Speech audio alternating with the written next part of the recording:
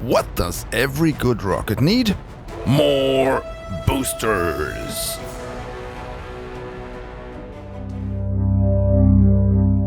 Hello everybody, and welcome. It seems like the hits keep on coming for Kitten's space agency. Not long ago we built a little Apollo replica using the still rudimentary vehicle editor. Since then a lot more things have been improved in the game, so let's look at that. As you've already seen before the intro, we now have solid rocket boosters within the game. And while a lot of things in KSA are very similar to its spiritual predecessor Kerbal space program, how it handles solid rocket boosters is not, or at least not completely.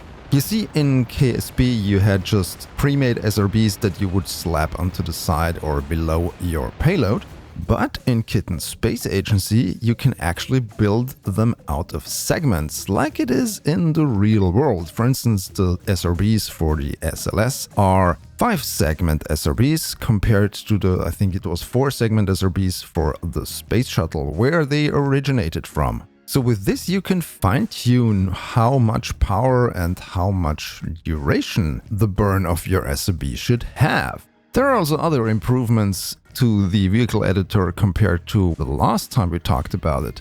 For instance, the staging interface has been improved. You can see that on the right-hand side over here.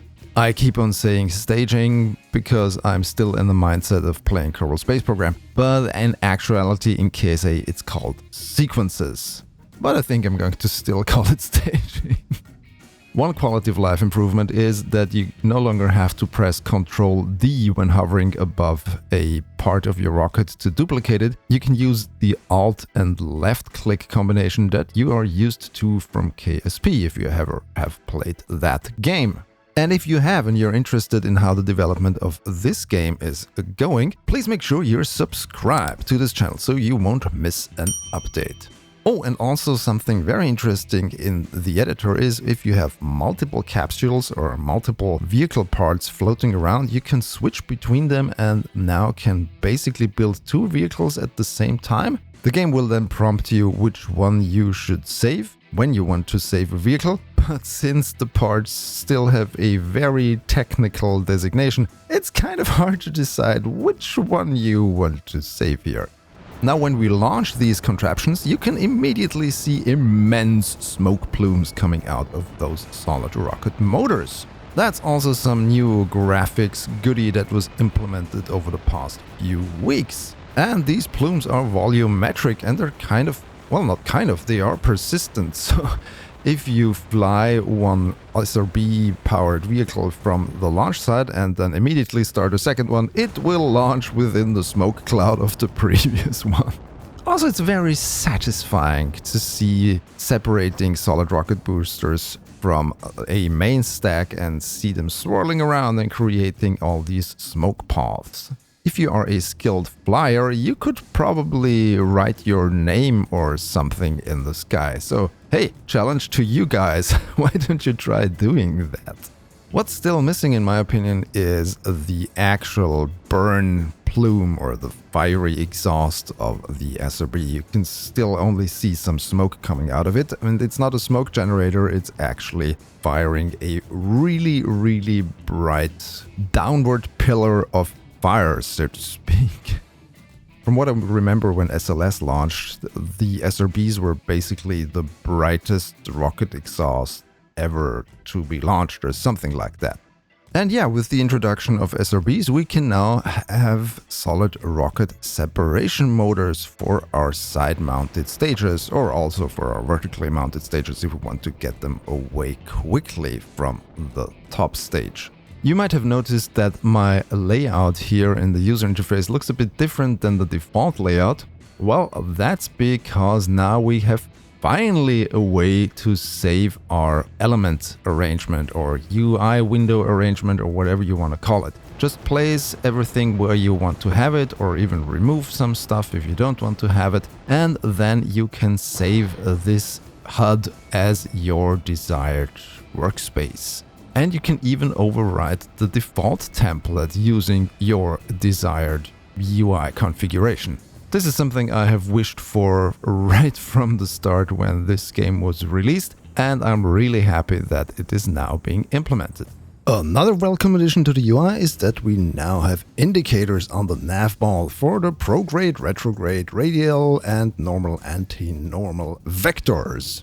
Speaking of UI, there are now sort of the beginnings of actual menus and not the basic ImGUI style menus that you had up until now. For instance, if you press escape, you now have an actual game menu. There are still some kinks in there. For instance, the text for some of the buttons is too long, but yeah, it's a start. And the settings menu is now actually pretty decent.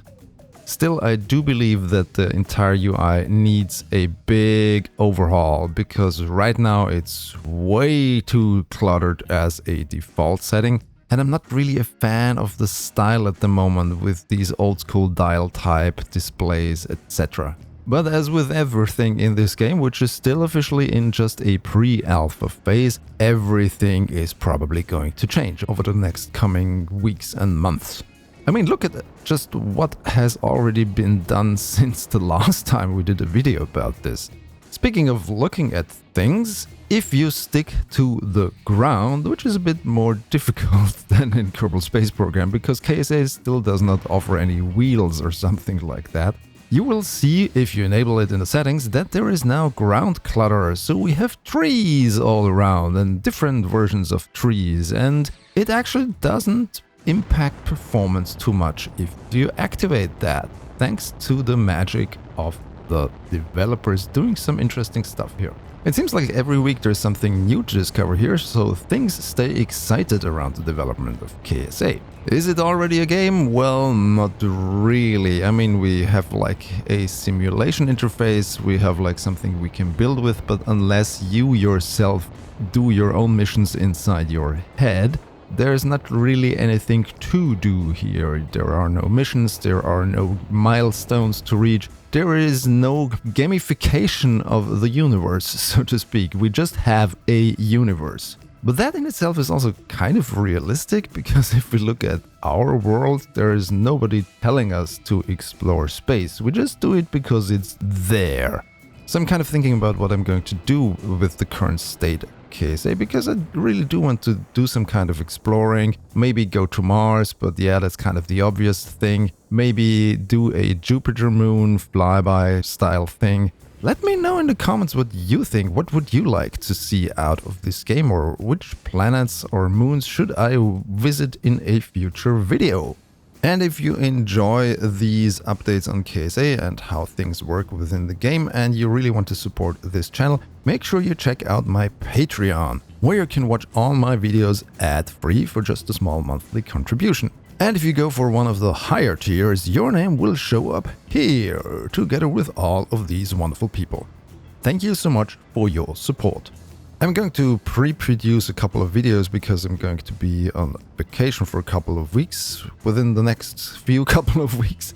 And before they are going to be released on YouTube, they will be released on Patreon and for YouTube members. So if that's something you're interested in, maybe check out the highest available tier over there.